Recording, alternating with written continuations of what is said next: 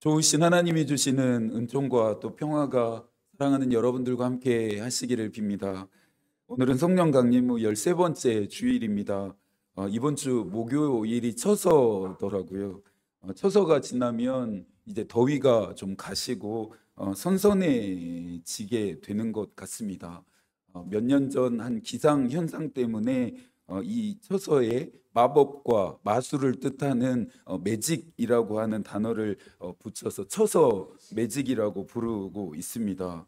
거짓말처럼 처서를 기점으로 아침과 저녁에 선선한 바람이 불어옵니다.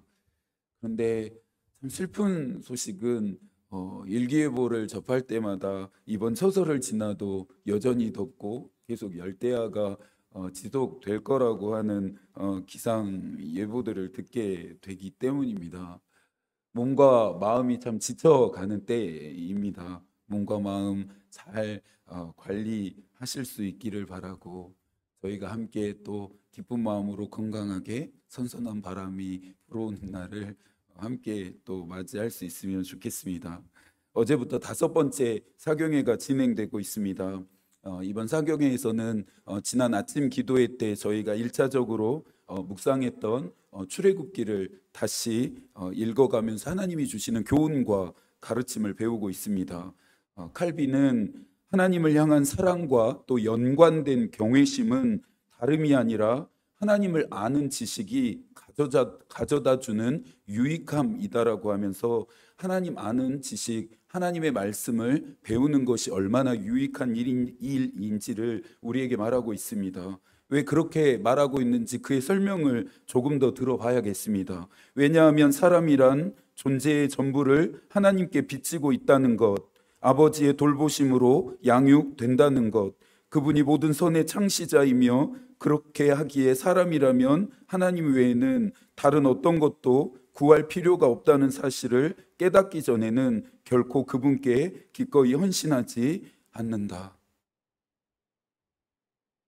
하나님 안에서 완전한 행복을 찾기 전까지 사람은 결코 진심을 다해서 하나님께 자신을 바치지 않을 것이다라고 칼빈은 말하고 있습니다. 완전한 행복을 찾기 위해서 그래서 칼빈은 하나님께 나아가라고 말하고 있습니다. 하나님의 말씀을 배우라라고 말하고 있습니다. 하나님을 아는 지식이 있어야 한다라고 말하고 있습니다. 그래야만 진심을 다할 수 있고 진심을 다해야만 하나님께 자신을 바칠 수 있다라는 것입니다. 웨슬리는 이 칼빈의 말을 한 문장으로 정리합니다. 이것은 바로 온전한 그리스도인이 되는 것이다라고 말합니다. 저희 교회가 분기별로 사경회를 진행하는 이유는 우리가 하나님께 가까이 가며 하나님이 원하시는 온전한 그리스도인이 되기 위함입니다. 그리스도인답게 또 하나님의 백성답게 사는 법을 또 배우고 연습하고 훈련하기 위함입니다. 오늘 오후 시간에는 성막에 관한 내용도 다룰 텐데요. 모세가 광야 한가운데서 성막을 건축하기 위한 재료들을 어떻게 구했습니까? 출애굽기 35장 21절에서 말합니다. 마음이 감동된 모든 자와 자원하는 모든 자가 와서 회막 짓기 위하여 그 속에서 쓸 모든 것을 위하여 거룩한 옷을 위하여 예물을 가져다가 여호와께 드렸으니, 마음이 감동된 모든 자, 자원하는 모든 자가 자신의 것을 성막 건축을 위해 가지고 왔습니다. 자신의 가장 귀한 것들을 가지고 와서 성막 건축하는 일에 쓰여지도록 모두 다 내놓았습니다. 사경회를 참여하는 일에 이제까지도 그랬고 앞으로도 그러하겠지만 참여하시라 강제하지 않겠습니다. 참여하시라 여러분들을 닥달하지도 않겠습니다. 하나님 앞에 서는 일, 하나님의 말씀을 배우는 일이 얼마나 가치 있는 일인지는 여러분이 결정하십시오. 하나님께 가까이 가며 하나님이 원하시는 온전한 그리스도인이 되는 일에 진심을 다할 것인지 마음을 다할 것인지는 여러분의 선택입니다. 물론 중요하고 긴급한 개인적인 일과 상황들을 모두 다 제쳐놓고 참여하시라는 것은 아닙니다. 사경회에 참여해야만 칭찬을 받고 인정받을 만한 믿음이 된다라고 말하는 것이 아닙니다. 나는 무엇에 감동하고 있는지, 나는 어떤 일에 자원하고 있는지 여러분의 마음의 상태, 또 영혼의 상태, 믿음의 상태를 끝없이 점검하시라 말씀드리는 것입니다. 오늘 오후 시간에는 남겨놓은 출애굽기의 여정을 맞아 따라가야겠습니다. 이스라엘의 하나님이 여러분의 하나님이 되고, 이스라엘의 역사가 여러분의 역사가 되고, 이스라엘과 함께 걸으셨던 그 길이 여러분의 길이 되기를 기대하고 또 기도하고 기다리는 마음으로 참여하시게 되기를 축복합니다. 출애굽기라고 하는 이 책이 가지고 있는 의의는 이스라엘 역사의 전환점이 된다라고 어제 말씀드렸습니다. 애굽의 종이었던 이스라엘의 하나님이 이스라엘을 위해 하나님이 이들 가운데 다시 한번 나타나셔서 이들을 자신의 백성으로 구별하시고 아브람과 이삭과 야곱에게 하셨던 약속을 이스라엘 가운데 다시 한번 약속하시면서 또 그 약속을 이루어 가십니다. 온 땅의 주인이셨던 하나님이 이제 이스라엘의 하나님이 되는, 또 나의 하나님이 되는 이야기가 바로 출애굽기입니다. 출애굽기를 통해 오늘날 우리가 받게 되는 은혜가 있습니다. 또 복과 약속도 있습니다. 이스라엘의 하나님이 되셨던 그 하나님이 나의 하나님이 되고, 이스라엘의 역사에 개입하셨던 그 하나님이 내 인생에도 개입하셔서 역사하시고, 그들과 동행하셨던 그 하나님이 나와도 동행하신다라고 하는 사실입니다. 이것이 출애굽기를 통해 우리가 배워야 하는 진리이고 또 우리가 붙들어야 하는 사실입니다. 출애굽기를 읽어가면서 우리가 정말로 주목해야 하는 것은 출애굽하는 과정 가운데 나타난 기적과 표적들이 아닙니다. 이 기적과 표적들에만 매몰된다면 우리는 출애굽기를 잘 읽지 못하고 있는 것입니다. 하나님이 이 기적과 표적을 시행하시는 목적은 이스라엘 백성들로 하여금 하나님만을 경외하고 하나님만을 섬기게 하기 위해서였습니다. 그러니 출애굽기를 읽어갈 때에 당연히 기적과 표적을 행하시는 하나님의 의도를 읽을 수 있어야 하고, 기적과 표적을 행하시는 하나님을 만나야 하며 하나님을 경외하고 섬기겠다라고 하는 결단이 있어야 합니다. 이번 사경회 때 저와 여러분들이 반드시 해야 하는 결단이고 응답입니다. 히브리서 4장 12절입니다. 하나님의 말씀은 살아있고 활력이 있어 좌우의 어떤 날성검보다 예리하여 홍과 영과 및 관절과 골수를 찔러 쪼개기까지 하며 또 마음의 생각과 뜻을 판단하시나니. 출애굽기에 일어났던 그 역사들이 내 삶에는 왜 나타나지 않는 것일까요? 출애굽기에 나와 있는 이스라엘 백성들이 경험했던 그 기적과 표적들이 왜 내 인생에 나타나지 않는 것일까요? 마음의 문을 열지 않아서입니다. 우리의 믿음에 문제가 있어서입니다. 하나님의 말씀이 살아있다 한들, 하나님이 살아서 역사하신다고 한들, 혼과 영과 관절과 골수까지 찔러 쪼개는 그 역사를 일으키시는 하나님이라고 한들, 우리가 마음의 문을 열지 않으면, 우리가 믿음으로 응답하지 않으면 그 역사는 우리의 삶 가운데 나타나지 않습니다. 기적과 표적을 우리가 볼 수 없습니다. 마음의 문을 열어야 합니다. 우리의 믿음의 상태를 점검해야 합니다. 물놀이를 하러 가서 물속에 내 몸 전체를 풍덩 던져서 빠지게 하는 것처럼 하나님 안에, 하나님의 말씀 안에, 그 깊이 안에 우리 자신을 던져 완전히 잠기게 해야 합니다. 우리가 읽고 있는 성서에는 표기되었지 않았지만 히브리어 원문에 따르면 출애굽기 첫 시작인 1장 1절은 접속사인 그리고로 시작됩니다. 그리고라고 하는 이 접속사는 창세기와 출애굽기가 연결되어져 있음을 시사합니다. 창세기의 이 이야기의 흐름을 따르고 있기 때문에 사실 출애굽기를 보다 풍성하게 이해하시려면 창세기와 함께 읽어야 합니다. 하나님은 아브라함에게 약속하시면서 아브라함의 하나님이 되셨습니다. 많은 자손과 땅과 또 복의 근원이 되게 하시겠다 약속하십니다. 창세기가 아브라함과 함께 하신 하나님의 이야기라고 한다면 출애굽기는 아브라함에게 하신 약속을 하나님이 기억하셨고 이스라엘 백성들에게 다시 한번 약속하시면서 그 약속을 이루어 가시는, 성취하시는 이야기라고 할 수 있습니다. 그렇게 본다면 하나님의 말씀인 성서는 약속으로 시작해서 약속으로 맞춰지는 책인 것 같습니다. 그러니 저와 여러분의 인생도 약속으로 시작해서 약속으로 맞춰질 수 있어야 합니다. 민수기 23장 19절입니다. 하나님은 사람이 아니시니 거짓말을 하지 않으시고 인생이 아니시니 후회가 없으시도다. 어찌 그 말씀하신 바를 행하지 않으시며 하신 말씀을 실행하지 않으시리야.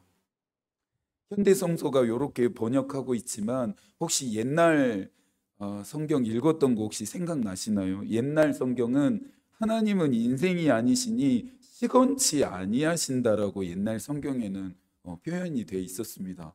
옛날 성경 표현이 훨씬 더 마음에 드는 것 같습니다. 하나님은 약속하신 것은 반드시 지키고 이루십니다. 하나님의 약속은 고요한 이 아침 우리에게 희망이 되고 우리를 든든하게 합니다. 우리로 하여금 용기를 얻게 합니다. 사랑하는 여러분들, 하나님이 주신 약속이 있으십니까? 하나님의 때에 하나님의 방법으로 그분의 방식으로 분명히 반드시 이루어집니다. 반대로 하나님께 여러분들이 하신 약속도 있습니까? 하나님이 하신 약속을 반드시 지키시니 우리도 하나님께 한 약속을 반드시 지켜야 합니다. 성서는 이것이 신실함이요 충성됨이라고 말하고 있습니다. 신실하고 충성됨으로 하나님 한 분만을 또 섬기고 예배하는 저와 여러분들이 되기를 소망합니다. 야곱은 가족들을 데리고 애굽으로 오게 되었습니다. 이때 야곱과 함께했던 가족의 수가 70명이었습니다. 5절의 말씀을 함께 읽어볼까요? 야곱의 허리에서 나온 사람이 모두 70이요 요셉은 애굽에 있었더라. 이 지점에서 엉뚱한 질문을 해볼 법도 합니다. 야곱이 가족들을 데리고 애굽이 아닌 다른 땅으로 갔다면 어땠을까요? 다른 나라로 갔더라면 어땠을까요? 400년이 넘는 이 종살이를 피할 수도 있지 않았을까요? 고생도 박해도 핍박도 피할 수 있지 않았을까요? 말 그대로 우리의 생각입니다. 우리의 생각일 뿐이고 가정일 뿐이죠. 야곱과 가족들이 애굽으로 간 것은 하나님의 섭리였습니다. 하나님의 이끌림을 받아 야곱은 가족들을 데리고 애굽으로 가게 되었습니다. 이 과정 역시 하나님이 약속을 이루시는 과정의 일부였습니다. 창세기 15장 13절에서 하나님은 이 계획에 대해서 말씀하셨습니다. 여호와께서 아브라함에게 이르시되 너는 반드시 알라. 내 자손이 이방에서 객이 되어 그들을 섬기겠고 그들은 400년 동안 내 자손을 괴롭히리니. 하나님은 아브라함에게 약속을 주실 때에 약속만 주시지 않았습니다. 이스라엘 백성들이 아브라함의 후손들이 겪어야 할 일까지 보여주셨습니다. 20세기 행동하는 신학자였던 본 회퍼는 십자가의 고난에 참회함 없이 부활의 영광만을 누리려고 하는 그리스도인들을 꾸짖었습니다. 그러면서 고난 당하는 것은 하나님이 허락하신 특별한 은총이다라고 본 회퍼는 말했습니다. 보네파는 복음을 위해 고난 당하는 것을 주저하지 않았습니다. 고난 앞에 두려워하지 않았습니다. 고난을 피하지 않았습니다. 고난을 위해 기꺼이 자신의 목숨까지도 내놓았습니다. 야곱이 가족들을 데리고 애굽으로 가지 않았다면, 애굽으로 가는 길에 객이 되지 않았다면, 애굽 사람들을 섬기면서 그들에게 괴롭힘을 당하지 않았다면 오늘 우리가 만나는 이스라엘은 없었을 것입니다. 7절입니다. 생육하고 불어나 번성하고 9절 그가 그 백성에게 이르되 이 백성 이스라엘 자손이 우리보다 많고 강하도다. 12절 그러나 학대를 받을수록 더욱 번성하여 퍼져가니. 20절 그 백성은 번성하고 매우 강해지니라. 12장 37절과 38절에서도 말합니다. 이스라엘 자손이 라암셋을 떠나서 수콧에 이르니 유아 외에 보행하는 장정이 60만 가량이요 수많은 잡족과 양과 소와 심이 많은 가축이 그들과 함께 하였으며. 여러분에게 주신 약속이 이루어지기를 소망하십니까? 그렇다면 애굽으로 가셔야 합니다.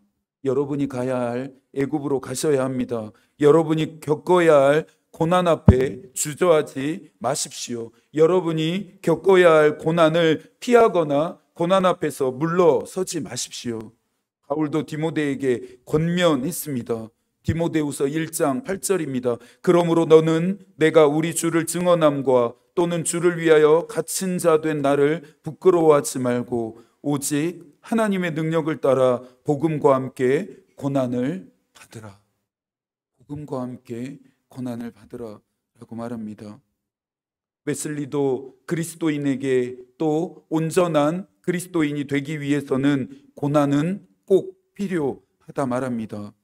하나님이 고난을 통해 세상을 구원하셨기 때문입니다. 그러니 하나님의 영광을 보기 위해서는 반드시 이 고난을 통과할 수 있어야 합니다. 중세시대 수도사들이 그랬던 것처럼 고행과 금욕을 통해 하나님의 의에 도달하자 애쓰고 노력하자 말하는 것이 아닙니다. 적당히 믿음 생활하려고 하는 것에서, 편하게 믿음 생활하려고 하는 것에서 내가 하고 싶고 할 수 있는 데까지만 믿음 생활하려고 하는 목이 뻣뻣한 상태, 완악한 마음의 상태로부터 돌아서자는 것입니다. 출애굽기뿐만 아니라 성서 전체를 읽으면서 하나님의 약속이 이루어지는 사건들을 찾아보십시오. 믿음의 선조들이 하나님이 하신 약속을 믿고 어떤 고난을 통과했는지, 어떤 희생과 헌신을 보였는지, 어떤 결단까지 해야 했는지를 확인해 보십시오. 70명 뿐이었던 이스라엘이 어떻게 생육하고 번성할 수 있었을까요? 어떻게 애굽 자손보다 더 많아져서 강해질 수 있었을까요? 어떻게 학대를 받으면 받을수록 더 번성해져서 퍼져 나갈 수 있었을까요? 하나님이 은혜를 베푸셨기 때문입니다. 은혜 때문이었습니다. 20절과 21절의 말씀을 함께 읽어볼까요? 하나님이 그 산파들에게 은혜를 베푸시니 그 백성은 번성하고 매우 강해지니라. 그 산파들은 하나님을 경외하였으므로 하나님이 그들의 집안을 흥왕하게 하신지라. 이스라엘 백성들이 갈수록 번성해지고 강해지는 것이 애굽 왕은 너무나 두려웠습니다.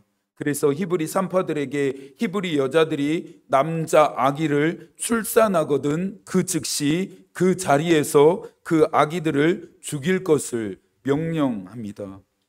하지만 두려움의 대상이 달랐습니다. 애굽 왕은 점차 많아지고 강해지는 이스라엘 백성들이 두려웠지만 히브리 산파들은 이스라엘 백성들을 점차 많아지게 하고 강해지게 하시는 하나님을 두려워했습니다.